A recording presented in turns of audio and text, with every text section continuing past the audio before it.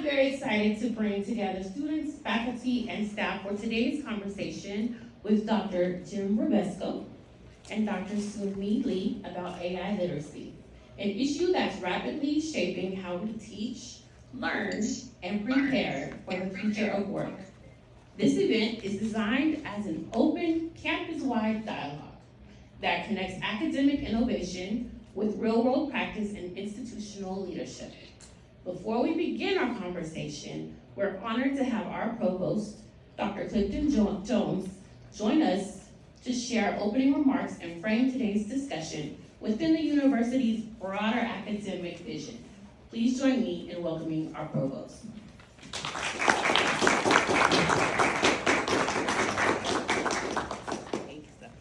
Well, good afternoon. Glad to see such a good group out here today. This should be an exciting and interesting podcast that Dr. Lee has put together. So great question. If AI can do the work, what else should you get good at? So I'm sure we'll hear some interesting insights on what that should be today. Really pleased to have Dr. James Rebesco here. He's the CEO of StrideWorks, which is a company that he owns in Austin. They do a lot of interesting things with AI for their clients, using AI to solve some very difficult and unique problems. If you're faculty or staff, you may have seen Dr. Rebesco here in our spring convocation when he sat in on a panel that was moderated by Mr. Abdul Sabhani. So we heard some interesting things then, and this is a great follow-up to it. You may or may not know, the university right now is in the middle of an AI Learnathon. For the last almost 30 days, we've been very intentionally looking at some different ways in which AI can help us and help us to leverage our work and do some more things with regard to what we're doing in the classroom. And so I think this is a topic that will be of particular interest for you all today. So I don't know that I have an answer for what you should get good at.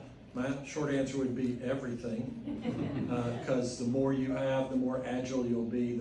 The problem we face as educators is, just like you, we can't see what the world is going to be in 5 years. So we have to try and give you some skills, some ability to do some lifelong learning, some transportable skills, things that you'll be able to use regardless of what technology allows you to do. I was just talking with Dr. Rebesco, and we're that old. We remember when we first had our first web pages for the university and what that was all about, and trying to put content on those. And I also remember, having to learn how to use Microsoft Office.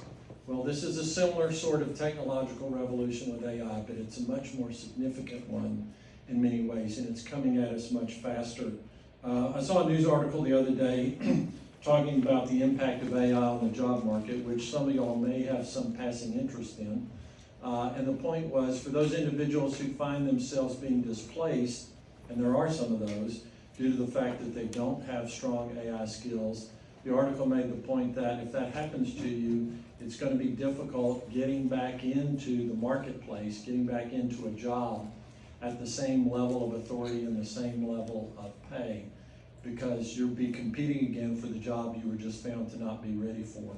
And so those folks are struggling. It's taking them a longer time to find another job, and when they find another job, it doesn't pay what the other one does. So our task is to help get y'all ready for success in that job market so you can have some of those skills. This is a big change for your instructors, for your faculty members, and they're working to get to that point, and we hope that we will make good progress on that this year. All right, that's all I have to say right now. I'll turn it over to Dr. Lee. Thank you, Dr. Lee.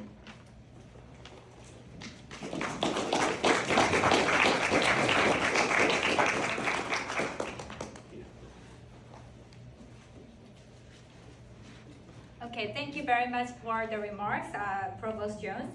So before I jump in, I would like to take a brief moment to recognize how meaningful it is this event come together. This conversation actually began as such a smaller idea, something I initially imagined in my own students as we help the students build the AI literacy in a practical classroom setting. But the Warrior Center recognized this idea is the broader value for the faculty, staff, and the older university student. So it became our university community. So I'm truly grateful to everyone who helped to today make this possible. And my sincere thanks to the President Office and Dr. Rose, and as well as Vicky and Tatiana as the behind the scene. And also Provost Office, thank you very much.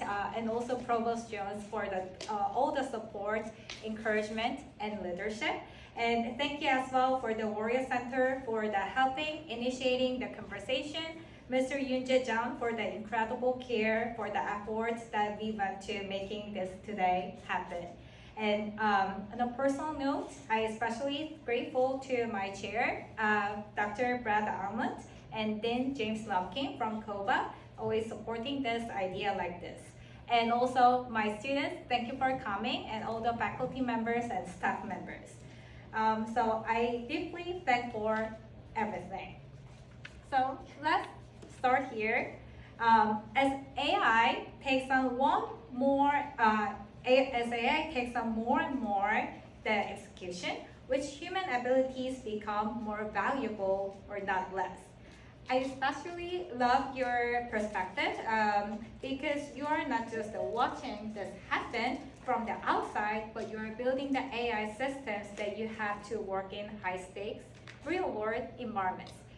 By the way, all these questions is collected in advance, so we prepared a question list. But once those kind of question lists are covered, we will also open to the floor. Yeah, it's great to be here, and just thanks everybody for being here. Thanks for having me. This is terrific. And so, maybe to just kind of offer a thought, I'm kind of curious how you think about the same question. I think I spend my day job now doing business stuff, but before that, I'm just enough of a former academic to at least want to lay out the assumptions I think that undergird an answer like that. And for me, I think my assumptions are first and foremost, kind of like we heard in the opening remarks, the change from AI is going to be profound. I do think that's true. I think that's manifest. It's going to change things very, very dramatically.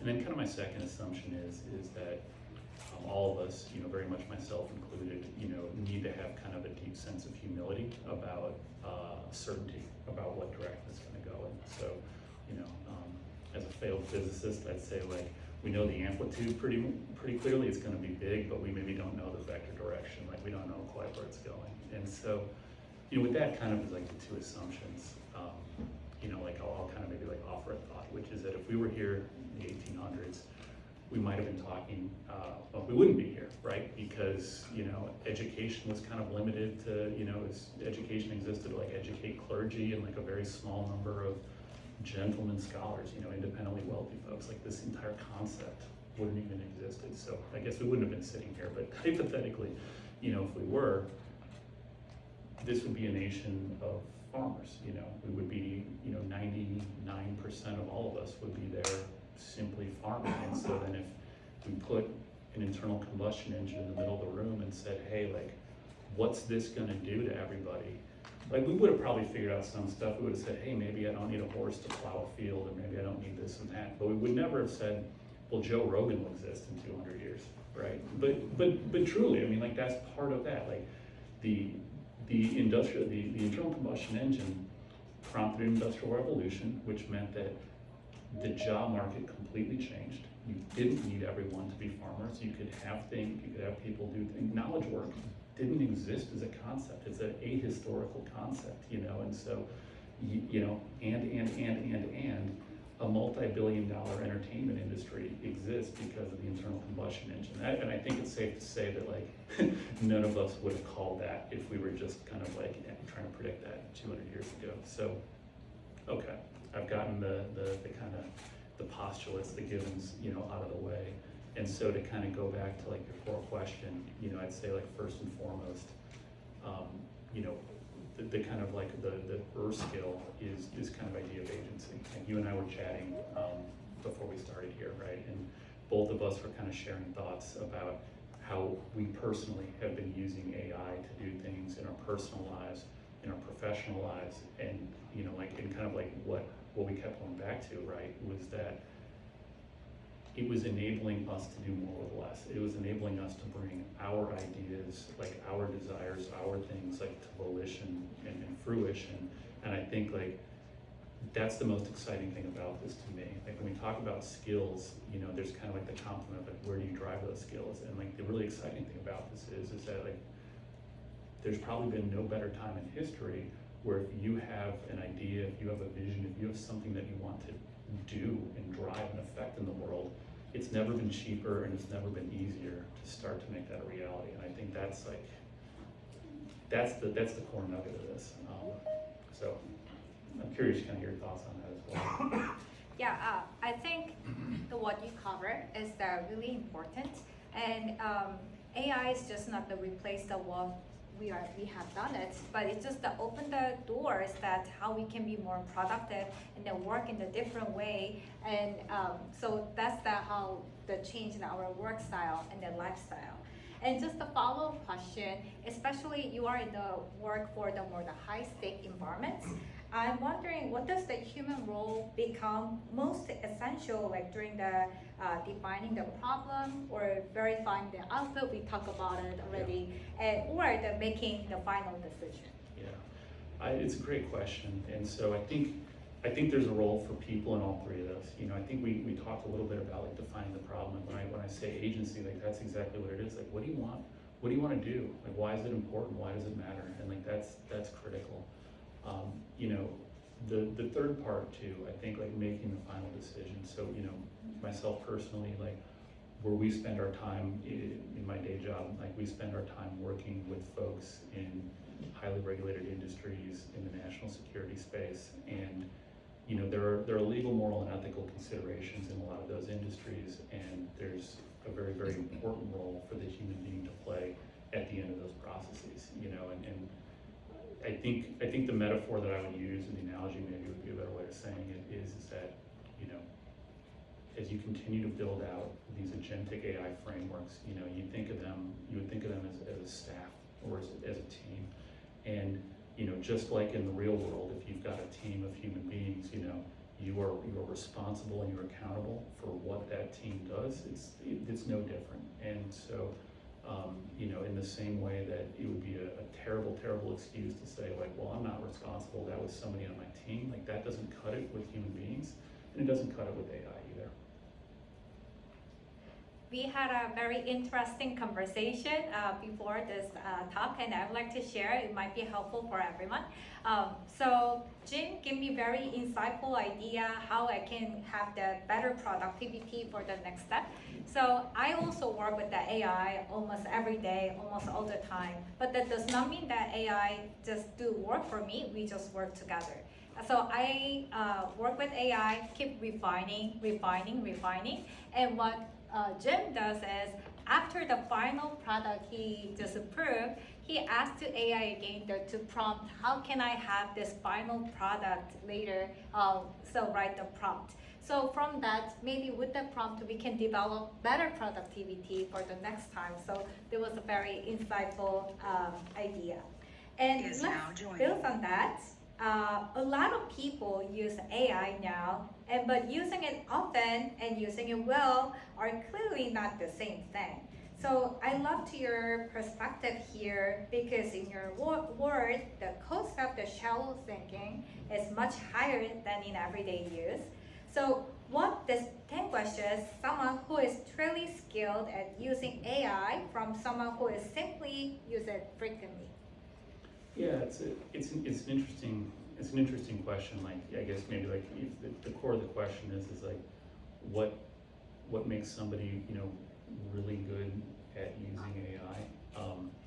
And there's like an echo. You know, you talked about the idea of like closing the loop right at the end. I've used an AI agent to do a whole bunch of stuff, and at the end they say, hey, like, now that this is the final product, like, what better directions could I have given you at the beginning that would have gotten us here sooner? You know, and I'd submit to you that that's not all that different from, again, like the way you'd work with other humans as a team, where, you know, if you're bringing a new person on your team and you're saying like, hey, this is my intent, this is what I'm trying to achieve, and you're like, oh, I don't know if I totally get it, or like, can I clarify this or clarify that? That's, first of all, like, that's all good, right? That's great. That's part of like the normal iteration. But then obviously at the end of it too, you know, you always want to close the loop with the person and be like, hey, like, feedback's a two-way street. Like, what how can I better communicate with you in the future so you understand my intent? And, you know, what questions could you have asked me up front so I could have clarified that right away? Like, it's the same way you interact with a new person on your team or anything like that. And so, you know, to kind of like tie that into your question, like what makes people good with AI, like, I'm sorry, I'm just gonna have this through line of like agency. Is which now like, exiting. I don't think it's all that different from like what makes people good leaders and good communicators, in the sense of like, you know, if I'm interacting with human beings, like if I'm doing a good job leading and communicating, I'm being clear in my intent, I'm being clear in my vision, I'm trusting but verifying, I'm giving them, you know, kind of rope to execute a task, but I come back, I make sure that they've got the time and the space to ask me clarifying questions. And I do the same thing. I would literally do the exact same thing if I was interacting with an AI agent. And I guess maybe like the punchline to that was like in both cases, like how do you measure the quality of the output? And well, I guess I said the answer, like you measure the quality of the output, right? And whether it, you know, regardless of where it comes from, if you kind of understand what you're trying to do and you understand the output you're trying to generate, these are tools. These are tools that are kind of, you know, they're prostheses. They magnify the input you're putting into them. So that's kind of how I think about it. I don't know if your experience differs. No, I totally agree with you. So I feel like this day is not only just working with people, we should also learn how to work with machine, which is AI. So I encourage my students to use the AI usage log. Many students who are in my class already have that assignment. So I know there's one side, the prompt engineering, how you can write the better prompt, have the better output, but also just learning the whole process, write the prompt, and then evaluate the output, and then think about yourself, how you can communicate, how you can write the better, not just based on the equation, how you can explain what you intend to deliver to the AI, and then evaluate the prompt, having those kind of feedback will naturally improve your communication skill with AI. So that's why I also give the students first in the beginning to how to use the AI, record your prompts, evaluate your outputs, and then check in which case when you write the prompt this way or the other way, you have the better prompt, and in which case how you revise or modify the prompt, and then evaluate the output, then you can know that, oh, with this way I